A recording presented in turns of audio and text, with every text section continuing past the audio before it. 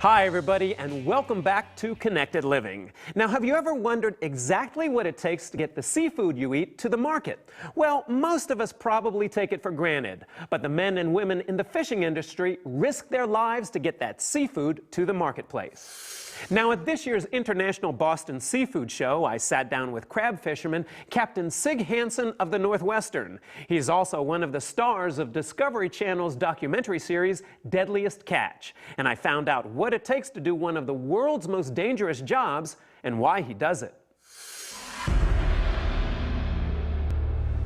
The vast Bering Sea. Over 1 million square miles of the world's most violent and unpredictable waters. And home of the deadliest catch, Alaskan crab. It's more than just fishing, it's more than making money. At least for our family, it's our life, and it's a way of life. It's very dangerous out there. How do you manage to keep everybody safe? One thing that the audience may not understand, and one of the real dangers, is usually if something bad's going to happen, it's going to happen right off the bat. As I've gotten older, I see more of the danger that's around me. I think I'm more fearful of it. There are times when I feel more safe on that boat in a storm than I would driving down an interstate in a car, because I do have control to a point, and I know the limits of my boat. I gotta imagine there's a lot of competition among the fishermen out there, right? Tell me about that. As far as the competition between the fishermen, yeah, that's a competition like no other, you know, and it's a game, it's a mind game too, which makes it funner, because sometimes it boils down to who can lie the best. Because even though you have your friends and there's other captains, you're still gonna lie to them. You have to, because your fishing secrets are your livelihood. So, and a lot of times when you're out there and you're working and you're trying to, you know, find crab, and you're talking on the radio, you're sharing information, and it's almost like a poker game. So I told him what I thought was going on in the area, but I had to remind him that what I tell him stays between him and I.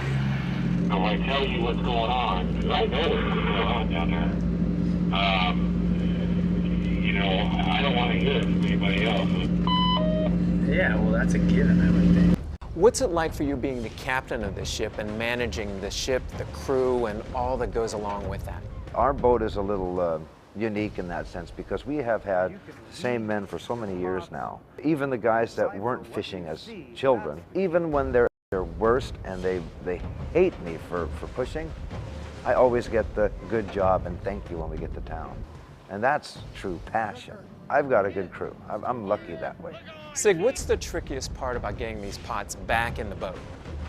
If you're on fantastic fishing and you're pulling up full pots, like the pots that we use on the Northwestern are 7 by 8, so they're the largest pots that you can carry. And to fill one, you're looking at least 1,000 crab. It's just a tremendous amount of crab. Smaller pots, 6 by 6 foot, you're looking at, you know, maybe 400 or 500 crab. But with numbers like that, you can fill up a boat quickly. You can fill that boat in 2 days if you have full pots like that. You need to set yourself up for retrieving your gear. And basically what I'm saying is, when you set your pots, you want to make sure that you know the weather forecast for the next day or two as they're soaking. You need a pre-plan. So you're setting them in conjunction with the weather, and so that you're not picking them up against the weather. When they watch the show, what's the message you want most people at home to take away and learn about fishermen?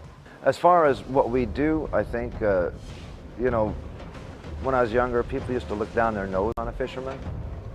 I think, because, you know, you're uneducated and they figure that you're smelly and you're a fisherman. They look down their nose on you.